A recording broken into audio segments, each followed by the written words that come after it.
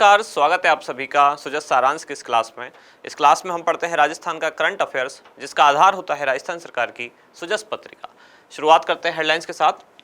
सबसे पहली जानकारी, विद्यार्थी अर्जित शिक्षा का उपयोग राष्ट्र और समाज के उत्थान में करें। राजस्थान के राज्यपाल श्री कलराज मिश्र ने ऐसा कहा। जोधपुर में एक विश्वविद्यालय है, footwear design and development institute. इसके तीसरे दीक्षांत समारोह में राज्यपाल ने भाग लिया, वहां इन्होंने ये बात कही।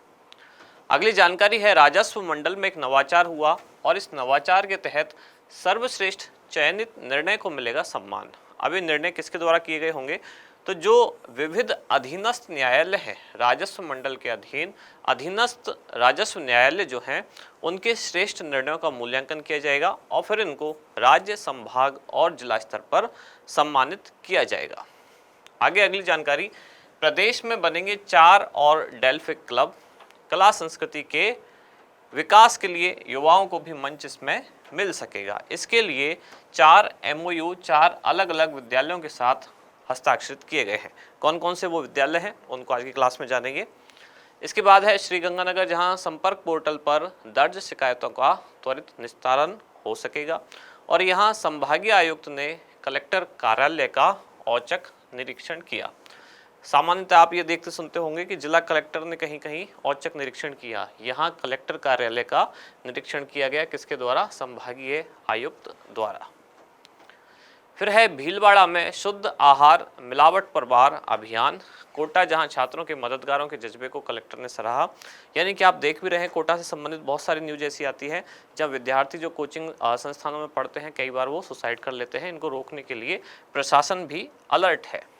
अगले दिन की जानकारी, जिसमें कहा गया है कि 85 वर्ष से अधिक उम्र के 57.8% मतदाताओं ने मतदान किया।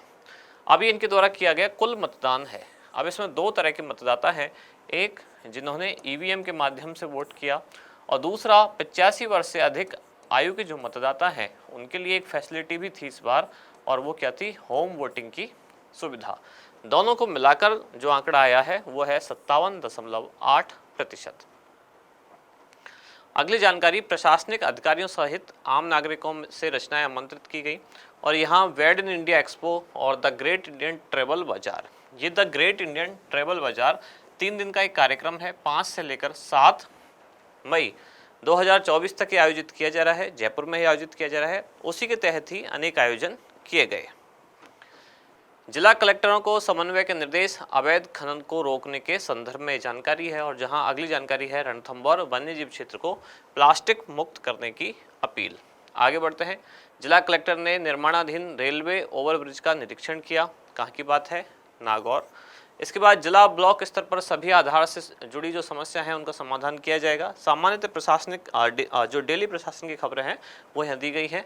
बाल विवाह रोकथाम एवं जागरूकता के लिए अभियान, महात्मा गांधी अंग्रेजी माध्यम विद्यालय में अध्यापक और विद्यार्थियों को जागरूक किया गया।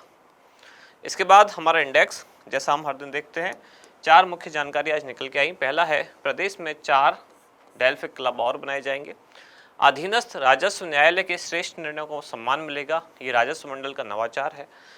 द ग्रेट इंडियन ट्रेवल बाजार 2024, 3 दिन का ये आयोजन है। और फिर चौथा है, 85 वर्ष से अधिक आयु के 57.8% मतदाताओं ने किया मतदान। शुरुआत करेंगे, प्रदेश में बनेंगे 4 और डेल्फिक क्लब। इसके तहत 4 विद्यालयों के साथ डेल्फिक काउंसिल ऑफ राजस्थान ने MOU हस्ताक्षरित किए हैं। ये 4 विद्यालय कौन कौन से हैं? इनके नाम हैं the palace school Jaipur, government senior secondary school Kishangarh, Delhi public school और चौथा है विद्याश्रम स्कूल।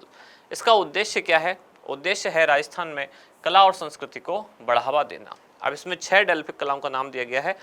शास्त्रीय संगीत, भारतीय फिल्म संगीत, लोकप्रिय संगीत, शास्त्रीय नृत्य, लोक नृत्य, समकालीन नृत्य और इसमें एक चीज़ और है, वो है फोटोग्राफी। इन सभी को बढ़ावा देने के लिए ये MOU हस्ताक्षरित किए गए। अगली जानकारी है, अधीनस्थ राजस्व न्यायालय के श्रेष्ठ निर्णयों को मिलेगा सम्मान। तो ये राजस्व मंडल का एक नवाचार है और इस नवाचार में क्या होगा कि राजस्व मंडल के अधीन जितने भी अधीनस्थ राजस्व न्यायालय हैं इनके द्वारा जो किए गए निर्णय हैं इनमें से चुना जाएगा कि कौन सा निर्णय सर्वश्रेष्ठ रहा। हर वर्ष ये किया जाएगा और जो श्रेष्ठ निर्णय होगा उन निर्णयों को 3 स्तरों पर सम्मानित किया जाएगा, राज्य स्तर पर, संभाग स्तर पर और जिला स्तर पर। संबंधित जो भी पीठासीन अधिकारी होंगे, जिला स्तर पर जिला स्तरीय जो पीठासीन अधिकारी होगा, ऐसे ही संभाग स्तर पर और ऐसे ही राज्य स्तर पर इनको सम्मानित किया जाएगा। आधार क्या होगा? जो उस वर्ष में किए गए निर्णय हैं, निर्णयों का एक गुणात्मक रूप से मूल्यांकन किया जाएगा और इसके आधार पर जो संबंधित पीठासीन अधिकारी है उनको सम्मानित किया जाएगा। अब इस वर्ष के लिए यानी कि 2023-24 के लिए प्रवृत्तियां इसमें आमंत्रित हैं और उनको 5 जून 2024 तक भेजना होगा। कहाँ? या तो राजस्व मंडल की ईमेल आईडी पर या फिर डाक के माध्यम से भी भेज सकते हैं, राजस्व मंडल अजमेर। अगली जानकारी है द ग्रेट इंडियन ट्रैवल बाजार 2024। ये 3 दिवसीय एक आयोजन है जो 5 से लेकर 7 मई 2024 तक आयोजित किया जा रहा है।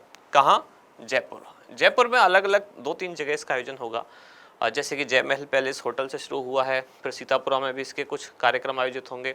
इस तरह से जयपुर में अलग अलग स्थानों पर इसका आयोजन किया जाएगा। ये इसका 13वां संस्करण है। किसका? द ग्रेट इंडियन ट्रैवल बाजार 2024, जिसका पहला संस्करण आयोजित किया गया था वर्ष 2008 में। उद्देश्य क्या है? राजस्थान में पर्यटन की गतिविधियों को बढ़ावा देना। यहाँ ट्रैवल शब्द लिखा हुआ है, ट्रैवल बाजार, पर्यटन गतिविधियों को बढ़ावा देना इसका उद्देश्य है, जिसका मुख्य आयोजक राजस्थान पर्यटन विभाग है। इसके साथ सहायक कई और विभाग भी इसमें शामिल हैं। ये 3 दिवसीय कार्यक्रम है जिसमें शुरुआत होगी 5 मई को और 5 मई को ही आयोजित किया गया world in India expo. World in India expo का उद्देश्य क्या है? देश और विदेश के जो पर्यटक हैं ज़्यादा से ज़्यादा राजस्थान में आए और राजस्थान में आकर शादियां करें, जिससे कि राज्य के पर्यटन को बढ़ावा मिले। 6 और 7 मई को क्या होगा? सीतापुरा के JECC हॉल में एक एग्जीबिशन, एक प्रदर्शनी का आयोजन किया जाएगा। राजस्थान के साथ साथ इसमें गुजरात, उत्तर प्रदेश, मध्य प्रदेश और गोवा, तमिलनाडु और उड़ीसा, इनके भी जो पर्यटन विभाग हैं वो भी इसमें सहभागिता कर रहे हैं। राजस्थान पर्यटन विभाग के साथ साथ और भी इसमें सहयोगी संस्थाएं हैं। वो कौन कौन हैं? जैसे कि FICCI, Indian heritage hotels association, Rajasthan association of tour operators, hotels and restaurant association of Rajasthan, ये सभी संगठन भी इसमें सहयोगी की भूमिका निभा रहे हैं। अगली जानकारी है 85 वर्ष से अधिक उम्र के 57.8% मतदाताओं ने किया मतदान। अभी अभी राजस्थान में जो लोकसभा चुनाव हैं 2 चरणों में संपन्न हुए। पहले चरण में वोटिंग हुई थी 19 अप्रैल को, दूसरे चरण में वोटिंग हुई थी 26 अप्रैल को। दोनों चरणों की कुल वोटिंग मिलाने के बाद 85 वर्ष से अधिक आयु के जो मतदाता हैं, जितने रजिस्टर्ड मतदाता हैं, उनमें से 57.8% ने मतदान किया। कुल कितने मतदाता हैं जिनकी आयु 85 वर्ष से अधिक है? ऐसे मतदाता राजस्थान में है 5,71,843। इनमें से वोटिंग की इस बार लोकसभा चुनाव में 3,30,141 ने।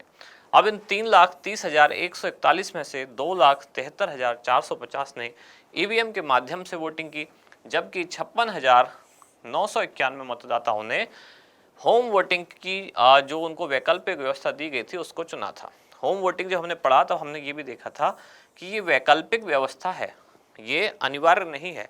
यानी 85 वर्ष से अधिक आयु के भी मतदाता जो हैं या 40% से अधिक दिव्यांगता श्रेणी वाले दिव्यांग मतदाता हैं, ये विकल्प के तौर पर इसको चुन सकते हैं। और यहाँ आंकड़े इस बात को सिद्ध कर रहे हैं कि 3,30,000 से ज़्यादा कुल मतदाता थे 85 वर्ष से अधिक जिनकी आयु थी।